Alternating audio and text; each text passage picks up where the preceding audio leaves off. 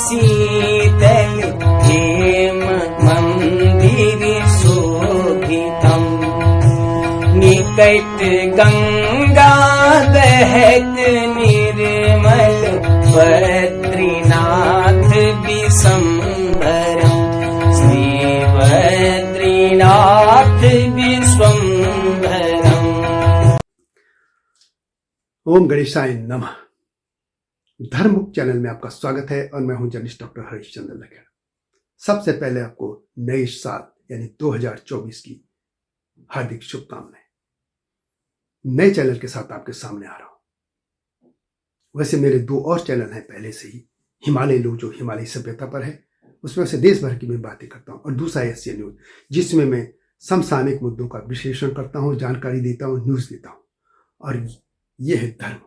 बहुत दिनों से मैं सोच रहा था कि बहुत से लोग धर्म को लेकर अनाप शनाप बोलते रहते हैं या उनको ज्ञान नहीं है, तो कुछ तो अपनी तरफ से वो बातें रख ली जाए जो लोगों के काम भी आएगी।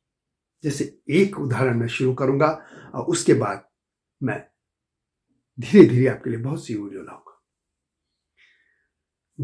सबसे पहले तो ये कहते हैं कि ये हिंदू धर्म क्या है। हिंदू धर्म में तो मूर्ति पूजा होती है, बहुत से 33 करोड़ देवता हैं। अब सवाल ये है कि सबसे पहले तो मैं बात करता हूं 33 करोड़। कुछ लोग कहते हैं 33 कोटि यानी प्रकार के भी। यह सब कुछ अपने तरीके से सफाई देने का सिद्धांतता। एक चीज समझ लीजिए कि हिंदू यानी सनातन जो धर्म है वो कोई ऐसा धर्म नहीं था कि एक व्यक्ति ने चलाया और उसने जो उसके फॉलोअर्स सब लोगों को अब उसकी बातों में कन्वर्ट करते चले गए। नहीं, हिंदू धर्म एक जीवन था, उसमें एक परम ब्रह्म को माना गया है, एक ईश्वर है और हम उसी के अंश हैं। अहम ब्रह्मास्मि एक फिलॉसफी आदिशंकर की, यानी ईश्वर का हम अंश है और हमको उसी में चले जाना है, उसी अंश में विलीन हो जाना है। वो मोक्ष की परंपरा होती है। मोक्ष है वो अंत में, यानी उसी में जाना, उसके बाद पुनर्जन्म नहीं होना है, वो मोक्ष हो गया। लेकिन उससे पहले स्वर्ग नरक की परिकल्पना है। दूसरे धर्मों में जन्नत वगैरह है, उसमें दूसरी तरह की फिलॉसफी, उसमें भी आऊंगा। यहाँ पे सीधी सी बात है कि आप अच्छे कर्म करेंगे, यहाँ कहते हैं तो स्वर्ग जाओगे, गंदे करोगे तो नरक जाओगे। लेकिन इससे भी एक बड़ी और फिलॉसफी है कि यदि आप मुक्त हो जाओगे इन संसार के कर्मों से तो आप मोक्ष पा जाओगे।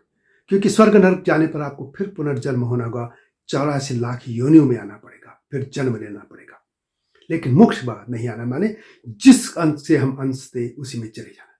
और जैसे मैंने कहा, एक ही परम ब्रह्म हम मानते, लेकिन उसके स्वरूप कई हैं।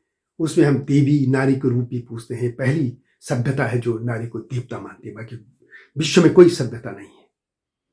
उसके अलावा यहाँ शैव भी हैं, माने भगवान शिव को मानने वाले, वैष्णव में विष्णु को मानने वाले भी हैं, कुछ अपने गणेश जी को भी मानने वाले, बहुत सी धाराएं निकली हैं, बहुत सी। हिंदू धर्म या हम सनातन कहें, सनातन की अलग धारा में सिर्फ मुख्य हिंदू धर्म की बात करूंगा। आप भगवान को मानते हैं तब भी हिंदू हैं, नहीं मानते तब भी हैं। आप मूर्ति पूजक हैं तब भी हैं, नहीं हैं तब भी हैं, खंडन करते हैं तब भी हिंदू हैं। एक पूरा स्वतंत्र जीवन, मनुष्य को कहीं बांधा नहीं है, इस फिलॉसफी थी। और एक और था 33 करोड़ देवताओं की जहां तक बात थी, इस बार इसी पर बात करूं। 33 करोड़ देवता ऐसे हैं कि जैसे जैसे लोग इसमें दूसरे लोग समाज समाहित हो गए, तो हिंदू धर्म ने उनकी सभ्यताओं को नष्ट नहीं किया। इन लोगों ने, हमारे ऋषि मुनियों ने, उनके जो देवी देवता थे उनको अपने में समाहित कर लिया। चूंकि ईश्वर एक है, उसके कई रूप थे, उनको समाहित कर दिया। यदि वो नारी की पूजा करते थे वो देवी की स्वरूप हो गए। जो शिव जी की तरह थे वो शिव में आ गए, शैव थे, पशुपतिनाथ थे, रुद्र थे, ये उसमें रुद्र वेदों में भी मिलते। जो विष्णु धारा के थे विष्णु भगवान के रूप मान लिए गए, उन्हें अवतार, उस अंश। अब सवाल है कि इतने रूप क्यों है? अब मैं हूं, मेरे भी तो कई रूप है। मेरा पहला रूप होगा मेरे माता पिता, कि मुझे कैसे देखते थे। उनके लिए मैं बच्चा भी हूं, उनके लिए मैं नटखट भी रहूंगा, शैतान टाइप भी रहूंगा, पढ़ाकू भी रहूंगा या नहीं पढ़ने वाला भी रहूंगा। उसके बाद जैसे जैसे उम्र बढ़ी, कई रूप उनके सामने मेरे कई रूप। लेकिन मेरे रूप मेरे भाई के लिए अलग होंगे, मेरी बहनों के लिए अलग होंगे, मेरे चाचा के लिए, चाची के लिए अलग होंगे, मेरी बुआ के लिए भी मैं अलग तरीके से होऊंगा, मेरे दोस्तों के लिए मैं अलग तरीका होऊंगा कि मैं कैसा हूं। किसी के लिए मैं बहुत अच्छा होऊंगा, या जो मुझे पसंद, और हाँ, मेरे दोस्तों के लिए मेरे रूप अलग होंगे। किसी के लिए मैं अच्छा होऊंगा, बुरा होऊंगा, मेरी आदतें होंगी। मेरे जो मुझे पसंद नहीं करते उनके लिए मैं अलग रूप है। मेरे जो सहकर्मी जहां मैं जॉब करता हूं या करता रहा हूं उनके लिए अलग होंगे। मेरे गुरु के लिए मेरा रूप अलग होगा, मेरे पड़ोसी के लिए अलग होगा, या मैं कहीं ट्रैवल करता हूं तो जो मेरे आस पड़ोस पैसे हैं उनके लिए मेरा अलग रूप होगा। मेरे कई रूप हैं। किन्हीं के लिए हो सकता है मैं बहुत करुणामय व्यक्ति हूं और किसी के लिए बहुत आक्रामक हूं। उसी तरीके से अलग रूपों में हमने ईश्वरों को देखा है। और ईश्वर हमारी किसी भी धर्म में चाहे कुछ भी कह दे लोग कि आकाश से आया, वो आया, कुछ नहीं है। आकाश से सिर्फ बारिश आती है, इसके अलावा कुछ नहीं आएंगे। आकाश से सूर्य की रोशनी आएगी और कुछ नहीं आएगी। आकाश से हवा दौड़ेगी और कुछ नहीं होगा, और कुछ नहीं आती चीजें। जो भी हैं इस मनुष्य के दिमाग की उपज हैं। मनुष्य ने जो देखा भोगा उनसे उनकी धर्म बने, डेवलप हुए। कुछ हिंसक धर्म हो गए, कुछ करुणा वाले धर्म हो गए, कुछ दूसरे को अपने ही समाहित करने वाले हुए। खासतौर पर जो अब्राहमी धर्म है ये सब अपनी तरह कन्वर्ट कर देना चाहते हैं, और तभी तो वहां रोमन और दूसरी सभ्यताएं नष्ट कर दी गई। सनातन ने किसी को नष्ट नहीं किया, सनातन ने उनको अपने समाहित कर दिया और उनकी चीजों को भी अडॉप्ट किया, अपनी चीजें भी उनको दी। इससे देवी देवताओं के अलग रूप हो गए और वही 33 करोड़ देवता है। 33 करोड़ कहिए या जो कहना आपको बोलिए, लेकिन अंततः एक ही है, वो ईश्वर पर ब्रह्म। वो साकार भी है, निराकार भी है।